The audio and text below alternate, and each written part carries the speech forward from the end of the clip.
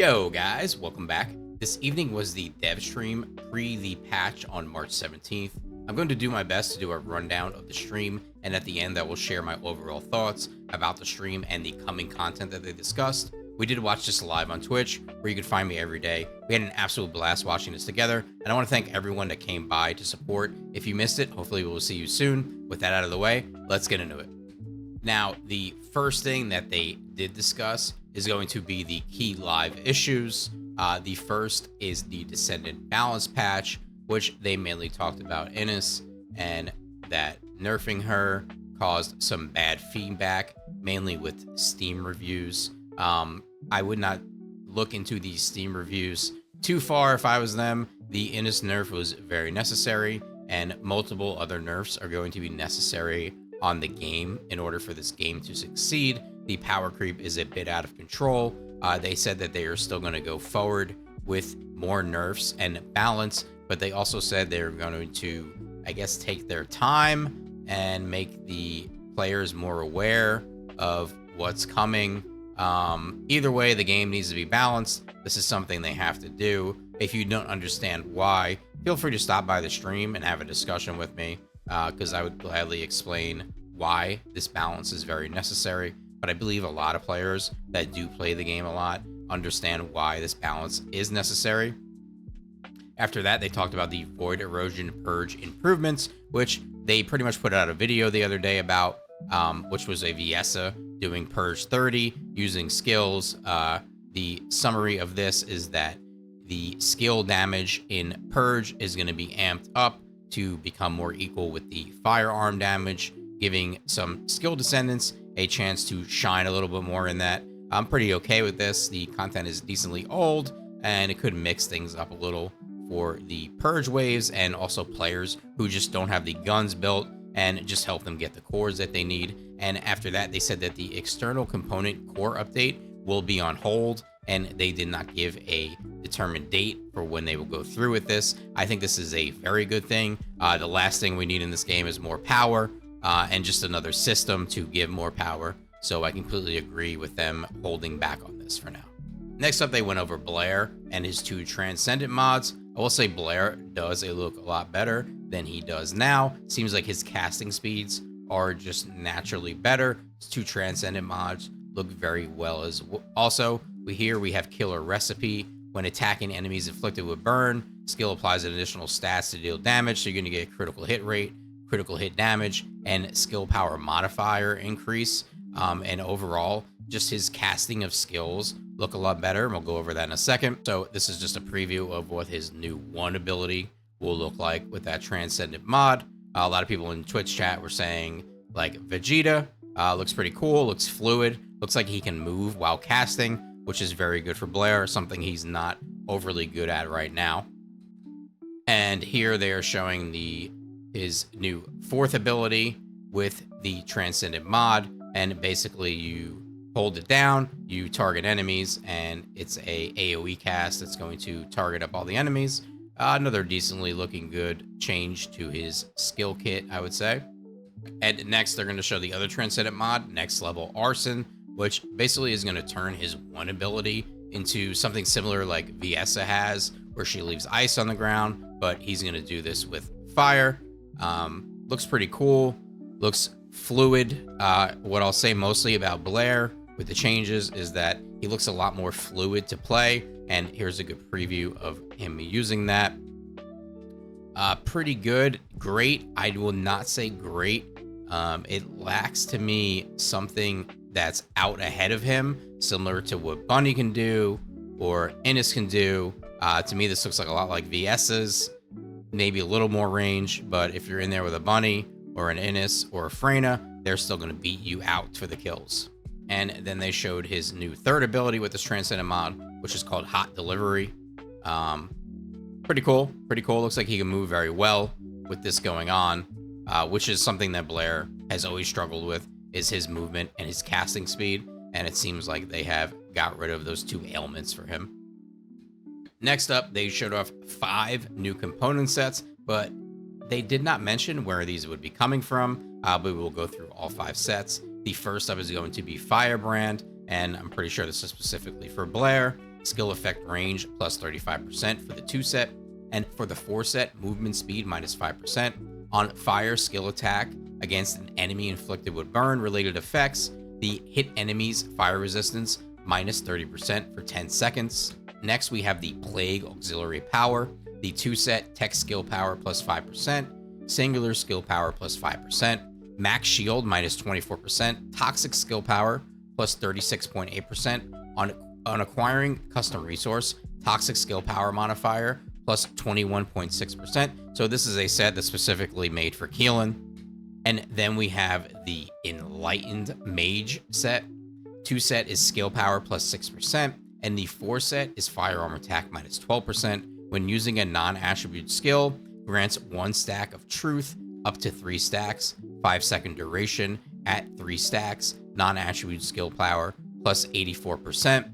Now we have the Moving Fortress set, which chat pointed out very quickly is pretty pointless in the game because, well, there's nothing that can kill you in the game most of the time. But the 2 set gives you plus 25% defense, and the 4 set is minus 8% critical hit rate for firearms, minus 12% firearm critical hit damage, and reduces incoming damage modifier by 0.012% of current defense.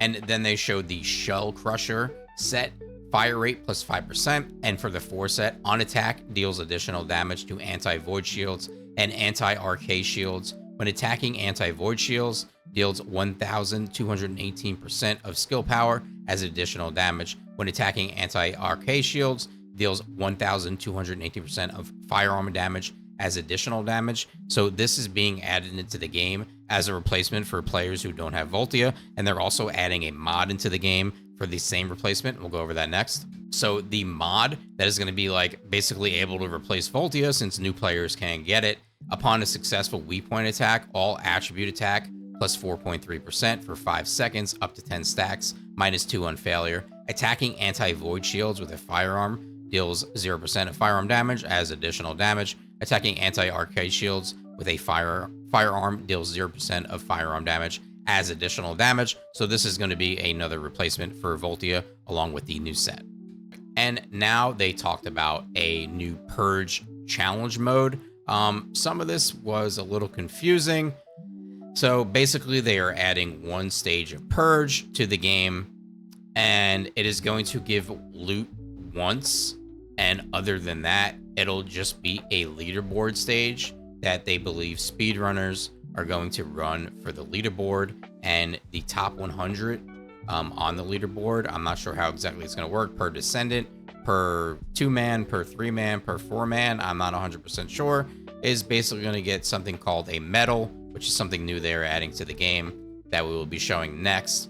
The big problem here for me, and I am a speedrunner, is going to be that there are cheaters on the game. They're very visible on the leaderboard at this very moment. A lot of these solo speedrunners on top of the leaderboard, you can easily check their Steam account, and you can see that their Steam account is flagged for cheating on other games. So to me, this is a problem. To be giving out rewards to a leaderboard with cheaters on it is just not good. As you can see my face right now, as I'm watching the stream, obviously I'm a bit confused, confuddled about what they're talking about. I also think that they don't realize that speedrunners also want loot, and the leaderboard and a medal probably is not enough to be running this constantly. Speedrunners are speedrunning because they want the fastest way to get the loot that they want as fast as possible. So I think there's a few problems happening here with this. I would have liked to have just seen a new level, maybe weak to fire, that can give double the cores of 30, but this is the route they've chosen, and we'll just have to see where it leads. These are the medals they're adding to the game. It's not just for Purge, they said. There's going to be other medals throughout the game that are permanent. The medals from the leaderboard will be temporary, and they'll be granted to players after each leaderboard reset. And next, they showed up the Reactor option enhancement, which is basically going to be rolling up the stats on your reactor to be higher using all the mats that we've been piling up. A good way to clear out the mat economy on all this reactor parts that we've been getting. So now they went into a bunch of quality life improvements. Void shards are being removed. Hard Spec Ops are going to be unique arcade factor experience reward edition. So it looks like Hard Spec Ops is going to give better arcade tuning XP. Sigma Sector reward edition, Descendant and weapon XP gain increase. I think this is very good. Energy Control Core edition. When crafting the same weapon, will be crafted with its unique effect at its highest level, and core unlock is required only once. Very good change to the game. Good start to the needing so many weapons for so many elements and enemy types. The Serena common skin will allow for her wings to be hidden. Hallelujah. Thank God. I'm so happy for that. We get to see that juicy booty all the time. And photo mode, they're adding a filter. And now some new player care, which is always great for the game. Guide Quest Edition. Main quests are going to be streamlined by 40%. Mission play improvements, a web guide integration, and ultimate money will be able to be acquired in normal mode of the game now. And now they got up the skins, and the corn skins will be available on the update release of April 17th. They then shown the new schoolgirl skins, which will be available, I believe they said at the end of April. Looks like they made some more adjustments to them, looking very good. Haley, them thighs are looking real thick, baby. Now they're also adding 2 new events to the game. Both are going to be from the 17th till the 22nd. I'm sorry, I am blocking the name of the second one, but it's just going to be lots of cats, materials, gold, energy activators, whole bunch of stuff. Looks good. We like events. We're always happy about events and free loot. And now they covered what's going to be coming in May. We're going to get dynamic motion, which they're going to give a preview of, and that is basically just jiggle physics. Arcade tuning, socket. So arcade tuning is being expanded, even though they did get rid of the core roles, the cores on components, I'm sorry. But they're still going to go through with the arcade tuning. Void Abyss Intercept Battle. We're getting Ice Maiden. Hard Special Operations rotation. These Spec Ops are being changed to different maps. We're finally getting a party finder system, something this game has needed for a while. Going to be very helpful for newer players and your casual players to group up and do group content that requires synergy. After that, we're going to be able to get the View Other Descendants, which is basically just going to be inspecting other descendants to see what they are running. Core item change. Core weapon option multi-hit stat edition. Inversion reinforcement presets. Hallelujah. I think we all are very happy for that. Preset order change. And photo mode sticker and frame.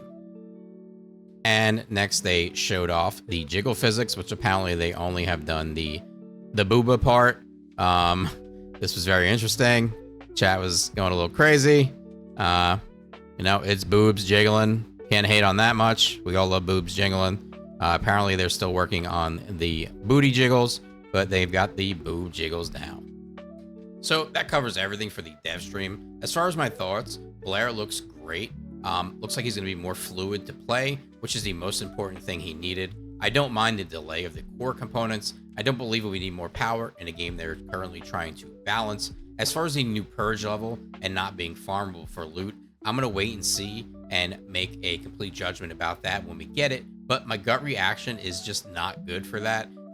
We want loot and we want to farm it. So I'm not sure what the reasoning is for this. And the plans for the last update of episode 2 look very solid. I think the biggest thing we are lacking now, and we are lacking with this next update, is new, refreshing, and fun content to run. Sigma Sector is not that. It's just a very big grind with enemies that fall over instantly. So to me, I just want to see more content to run with good rewards. Other than that, solid dev stream. They do a great job putting these streams together, and it's nice that they keep us in the loop.